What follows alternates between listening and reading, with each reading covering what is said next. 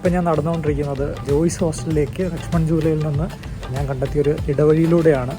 ഇങ്ങനെയുള്ള സ്ഥലങ്ങളിൽ പലപ്പോഴും ഗൂഗിൾ മാപ്പിനെ വിശ്വസിക്കാൻ കഴിയാത്തതുകൊണ്ട് തന്നെ ചായക്കടയിലെ ബയ്യാണ് ഈ വഴി പറഞ്ഞു തന്നത്. എനിക്ക് വ്യക്തിപരമായിട്ട് ഋഷികേശിൻ്റെ ഏറ്റവും യുണീക്കായിട്ടുള്ള ഒരു പോയിൻ്റായിട്ട് തോന്നിയിട്ടുള്ളതെന്ന് പറയുന്നത് ഇവിടുത്തെ ഒരു ബ്ലെൻഡാണ്. ഒരേ സമയം മതം, ഒരുപാട് ക്ഷേത്രങ്ങളുണ്ട്, ആശ്രമങ്ങളുണ്ട്.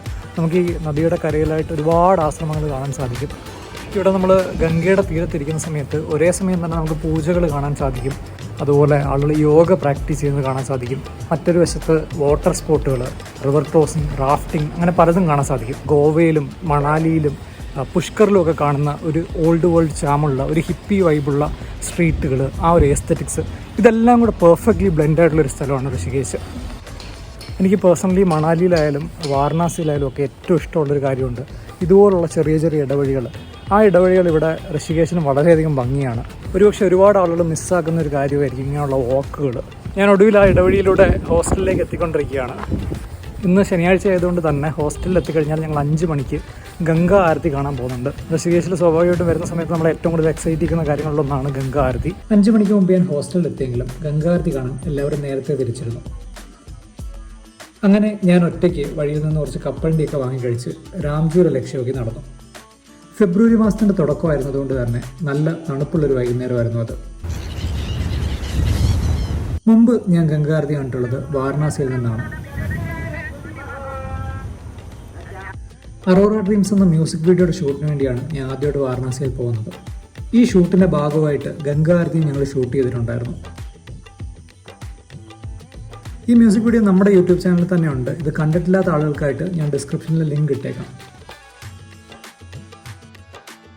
ഞാനിപ്പോൾ രാംചൂലയിലൂടെയാണ് നടന്നുകൊണ്ടിരിക്കുന്നത്. ഏതാണ്ട് ആരതി തുടങ്ങാനുള്ള സമയമായി. ആരതി നടക്കുന്ന സ്ഥലത്തെത്തിയപ്പോഴത്തേക്കും ചെറുതായിട്ട് ഇരുട്ട് വീണ് തുടങ്ങിയിട്ടുണ്ടായിരുന്നു. ഇവിടെ ഞാനൊരു വിചിത്രമായ കാഴ്ച കാണാനിടയായി. ഗംഗയുടെ കരയിലായിട്ട് ഒരുപാട് ആളുകൾ കാവി നിറത്തിലുള്ള പ്ലാസ്റ്റിക് ബോട്ടിലുകൾ വിൽക്കുന്നതായിട്ട് കണ്ടു. ഇത് വാങ്ങാനും ഒരുപാട് പേരുണ്ട്. പിന്നെയാണ് ആളുകൾ ഇത് വാങ്ങുന്നത് ഗംഗയിലെ ജലം ശേഖരിക്കാനാണെന്ന് മനസ്സിലായത്. അങ്ങനെ ഒടുവിൽ ആരതിക്ക് തുടക്കമായി.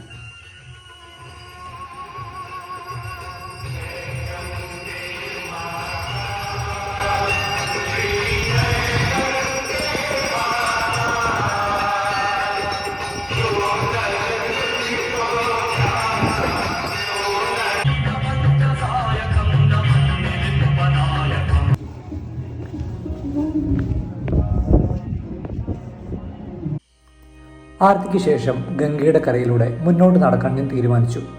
മനോഹരമായൊരു സന്ധ്യയായിരുന്നു അത്. വാരണാസിയിലും പുഷ്കറിലും ഋഷികേശിലുമൊക്കെ മാത്രം കാണാൻ കഴിയുന്ന ഈ ഘട്ടുകൾ, ഈ പടവുകളുള്ള തീരത്തിലൂടെയുള്ള നടത്തം ഒരു പ്രത്യേക ഫീലാണ്.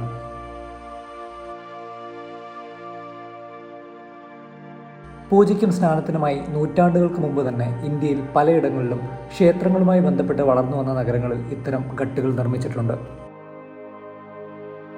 ഋഷികേശ് എന്ന പുരാതന നഗരത്തിന്റെ പഴമ മുഴുവൻ ആവാഹിച്ച ഈ പടവുകളിൽ കുറച്ചു നേരം ഇരുന്നു.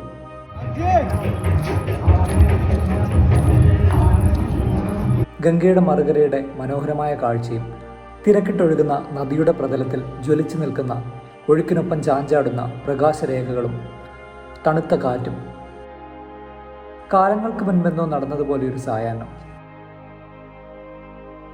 ഇടതുവശത്തായി ദൂരെ രാംചൂല കാണാം. വലതുവശത്തും അത്ര തന്നെ ദൂരത്തായി മറ്റൊരു പാലവും കാണാം. ഞാൻ അവിടേക്ക് പയ്യെ നടക്കാൻ തുടങ്ങി.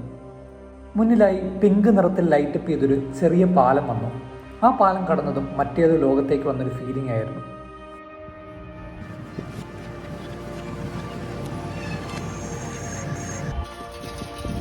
ഞാൻ നേരത്തെ പറഞ്ഞ ഋഷികേശിൻ്റെ കോൺട്രാസ്റ്റ് തന്നെയാണ് ഇവിടെയും കാണാൻ കഴിയുന്നത്.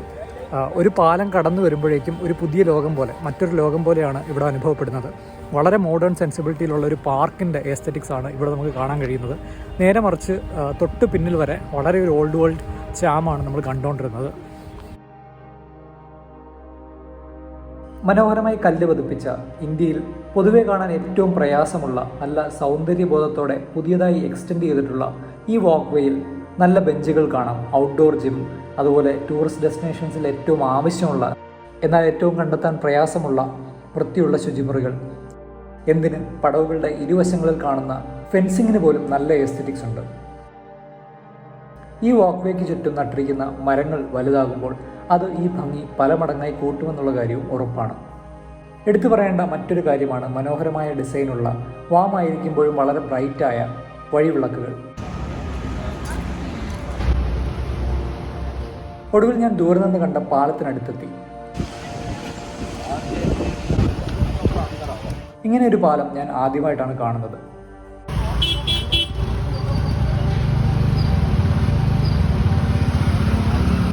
ഈ പാലത്തിൻ്റെ കൺസ്ട്രക്ഷൻ രസകരമാണ്. മൂന്നായിട്ട് തിരിച്ചിരിക്കുന്ന പാലത്തിൻ്റെ നടുക്കുകൂടി കാൽനടയാത്രക്കാർ പോകുമ്പോൾ അതിൻ്റെ രണ്ട് വശങ്ങളും ഇരുചക്ര വാഹനങ്ങൾക്ക് വേണ്ടി മാത്രമായി വൺ വേ ആയി രണ്ടായി തിരിച്ചിരിക്കുന്നു.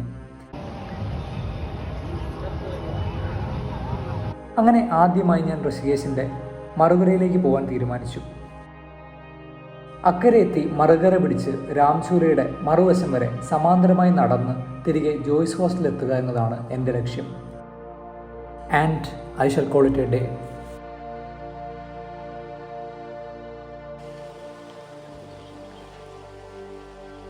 ഏതാണ്ട് നമ്മൾ ഏറ്റവും മുകളിലത്തെ നിലയിലേക്ക് എത്തിക്കൊണ്ടിരിക്കുകയാണ്.